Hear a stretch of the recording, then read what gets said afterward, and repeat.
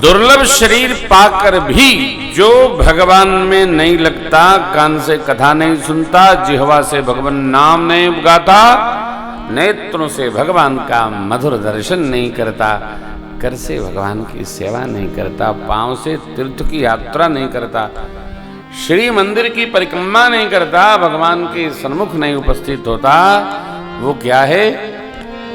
उसकी इंद्रियां केवल विषयों में ही डोलती रहती।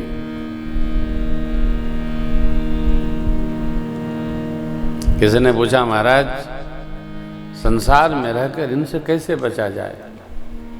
बचिए किसी से नहीं, इनको मोड़िए। देखना इंद्रियों के न घोड़े भगे, हर घड़ी इन पे संयम के घोड़े लगे। अपने मन को सुमार्ग चलाते चलो, कृष्ण गोविंद गोपाल गाते चलो, मन को विषयों के विष से हटाते चलो। रोकिए कुछ मत। इंद्रियां रोकने से रुकेंगी नहीं, इनका अपना चंचल स्वभाव है इंद्रियों का। नासिका से आप गंध नहीं रोक सकते हैं, जिह्वा में जो रस है वो रस नहीं रोक सकते हैं। कान का सुनने का स्वभाव है। अभी यहां बैठे हैं हम लोग कथा में, कुछ गिरे, क्या गिरा हो? अपने से क्या अर्थ क्या गिरा है? अरे और बहुत आपको सटीक उदाहरण बताऊं। मेरे से मिलने कई लोग आ जाते हैं, तो जब सामने वाले को समय देता हूं और उससे बात करता हूं, तो मेरा टेलीफोन यदि बजता रहता है तो मैं उसको उठाता नहीं हूं, क्योंकि मैंने समय आपको दे रखा है। मुझे तो उलझन नहीं होती है, परंतु जो मिलने आता है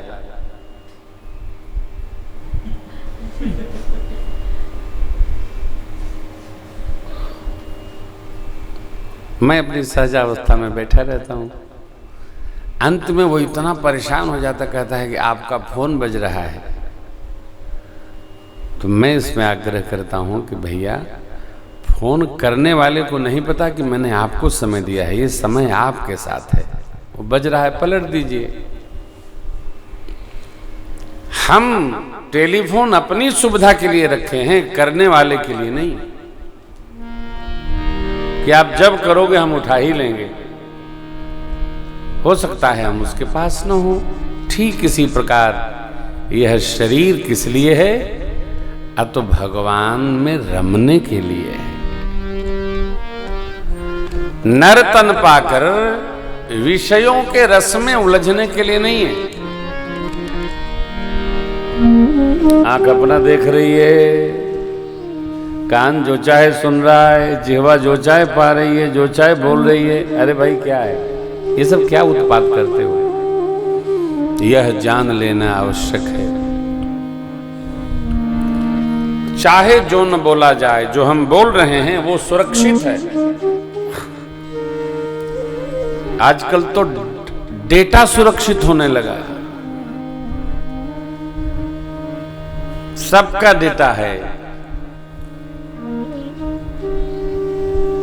ऐसा कुछ न किया जाए कि हमारा भी डेटा सुरक्षित रहे,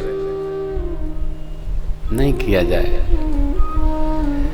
सरकार ने यह बात त्रेता में रखी, वर्तमान में भी कितनी इसकी उपयोगिता है, दर्शन करिए। और जो मनुष्य का देव दुर्लभ शरीर पाकर विषयों में ही डूब रहा है, वो इस अमृतमय शरीर, अमृत से भरा यह दिव्य पात्र मनुष्य का शरीर अमृत को पलटकर उसमें विष ग्रहण कर ले रहा है।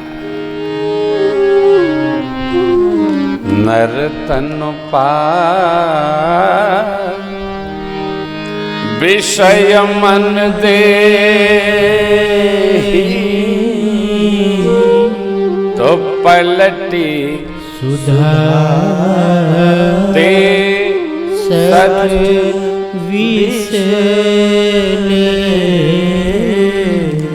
मेरे प्रभु कहते हैं वो जीव सठ है।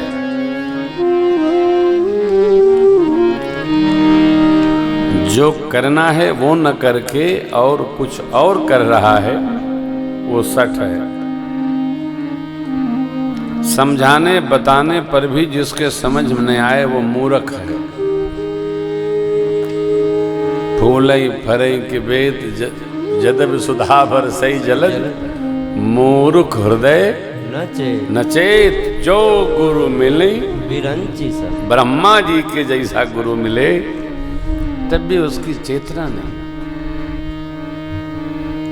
जान लेना है अमृत भरा पात्र यह शरीर। देखिए जरा अपने सौभाग्य का दर्शन करो।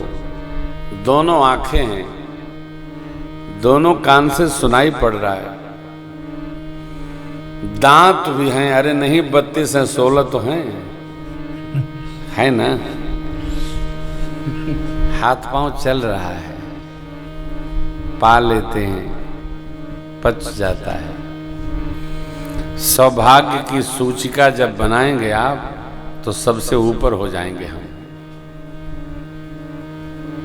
कितना सुंदर, कितना दिव्य परमात्मा ने हमको बनाया है।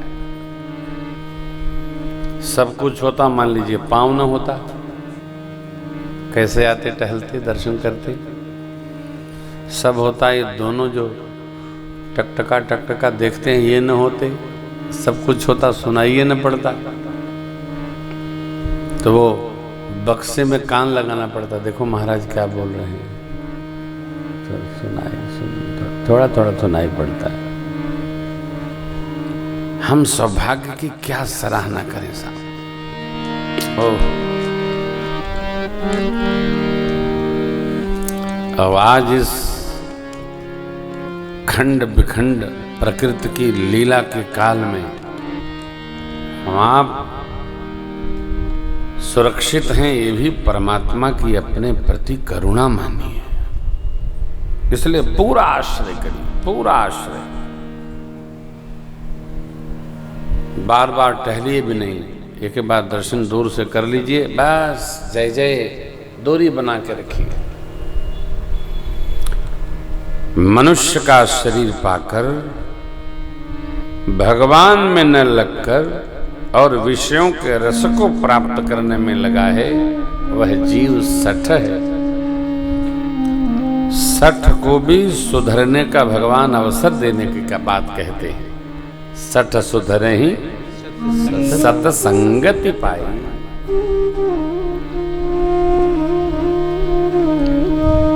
ये विष क्या है? विषयों में आसक्त विष ग्रहण है।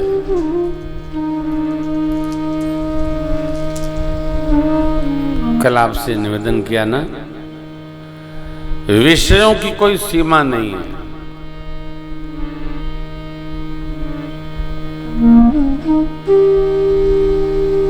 रस जल में कब तक, सीमा नहीं। गंध पृथ्वी में सीमा नहीं, रुकेगा नहीं।